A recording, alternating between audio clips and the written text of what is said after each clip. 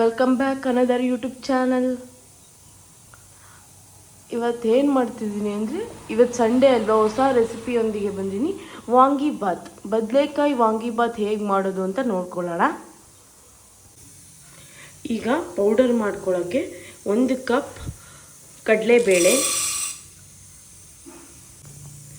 ಈಗ ಚೆನ್ನಾಗಿ ಫ್ರೈ ಮಾಡ್ಕೊಳ್ಳೋಣ. ನೋಡಿ, ಲೋ ಫ್ಲೇಮಲ್ಲಿಟ್ಟು ಫ್ರೈ ಮಾಡ್ಕೊಳ್ಳಿ. ಈಗ ನೋಡಿ, ಕಡಲೆಬೇಳೆ ಹುರ್ಕೊಂಡಾಗಿದೆ. ಈಗ ಉದ್ದಿನಬೇಳೆ ಎಲ್ಲ ಡ್ರೈ ರೋಸ್ಟ್ ಮಾಡ್ಕೋಬೇಕು.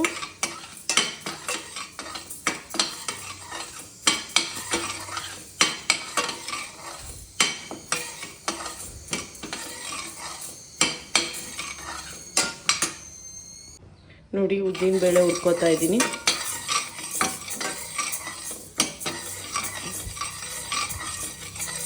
ಇದು ಬೇಗ ರೋಸ್ಟ್ ಆಗಿಬಿಡುತ್ತೆ, ನೋಡ್ಕೊಂಡು ಹುರ್ಕೊಳ್ಳಿ.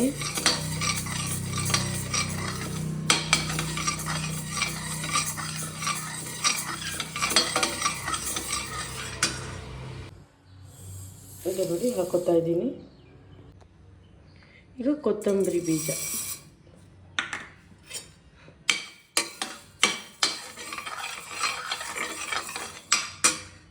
ಈಗ ನೋಡಿ, ಇದು ಉಟ್ಕೊಂಡಿದ್ದಾಗಿದೆ. ಈಗ ಪ್ಲೇಟಿಗೆ ಟ್ರಾನ್ಸ್ಫರ್ ಮಾಡ್ಕೊಳ್ಳೋಣ.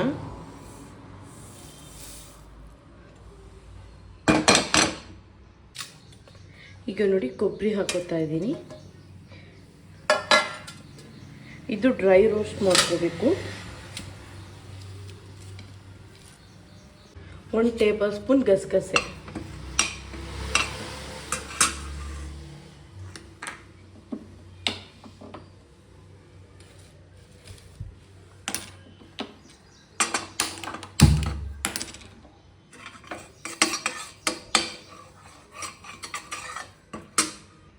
ಎರಡು ಚಕ್ಕೆ, 4 ಲವಂಗ, 1 ಏಲಕ್ಕಿ ಇಷ್ಟು ಹುರ್ಕೊಳ್ಳೋಣ. ಹಾಗೆ 10 ಒಣಮೆಣಸಿನ್ಕಾಯಿ, ಎಣ್ಣೆ 1 ಸ್ಪೂನ್ ಹಾಕ್ಕೊಂಡು ಹುರ್ಕೊಳ್ಳಿ, ಇಲ್ಲ ಕಪ್ಪಾಗೋ ಚಾನ್ಸಸ್ ಇರುತ್ತೆ.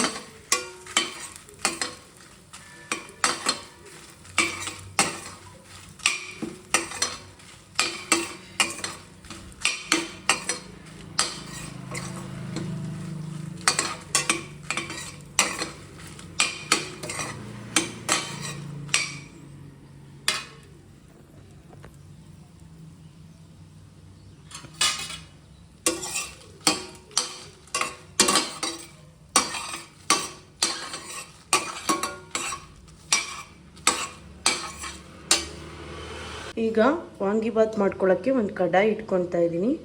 ಆಯಿಲ್ ಹಾಕ್ಕೊಳ್ಳೋಣ.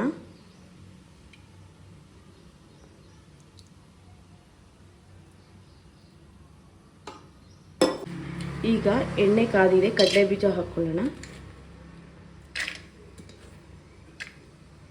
ಈಗ ನೋಡಿ, ಕಡಲೆ ಬೀಜ ಫ್ರೈ ಆಗಿದೆ. ಇದನ್ನು ರೈಸ್ ಮೇಲೆ ಹಾಕ್ಕೊಳ್ಳೋಣ.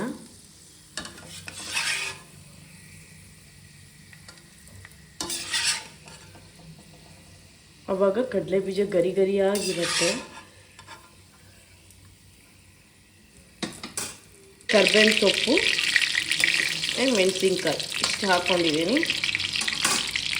ಈಗ ಬದನೆಕಾಯಿ ತೊಳೆದಿಟ್ಕೊಂಡಿದ್ದೀನಿ ನೋಡಿ, ಇದನ್ನು ಹಾಕ್ಕೊಳ್ಳೋಣ.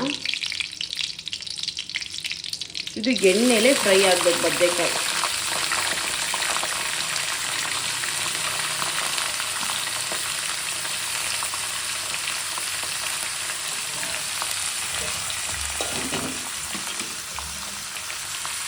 ನೋಡಿ, ಬದನೆಕಾಯಿ ಬೇಯ್ತಾ ಇದೆ. ಇದಕ್ಕೆ ಹುಣಸೆ ಹುಳಿ ಹಾಕ್ಕೊಳ್ಳೋಣ.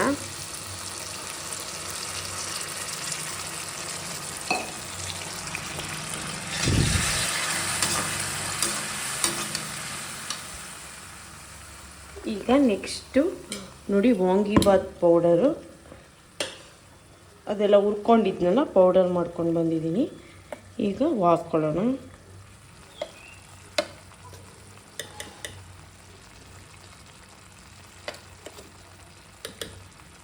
ಎಷ್ಟು ಚೆನ್ನಾಗಿದೆ ಕಲರು ನೋಡ್ಕೊಳ್ಳಿ.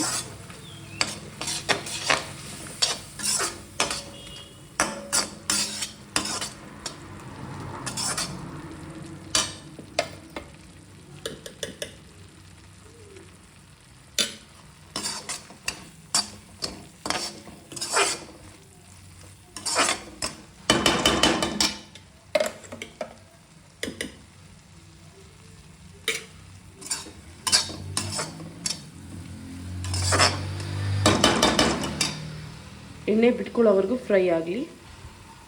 ರುಚಿಗೆ ತಕ್ಕಷ್ಟು ಉಪ್ಪು.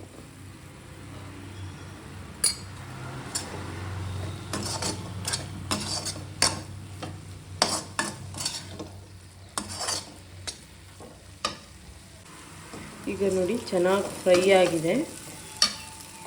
ಈಗ ರೈಸ್ ಹಾಕ್ಕೊಂಬಿಡೋಣ.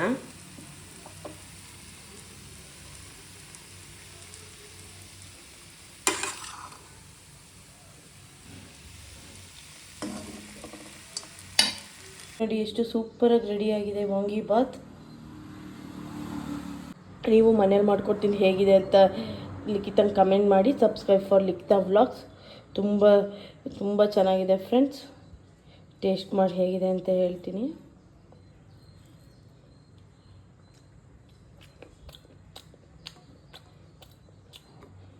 ತುಂಬ ಚೆನ್ನಾಗಿದೆ ಫ್ರೆಂಡ್ಸ್. ಎಲ್ಲರೂ ಮನೇಲಿ ಮಾಡ್ಕೊಂಡು ತಿಂದು ಸಬ್ಸ್ಕ್ರೈಬ್ ಫಾರ್ ಲಿಖಿತಾ ವ್ಲಾಗ್ಸ್.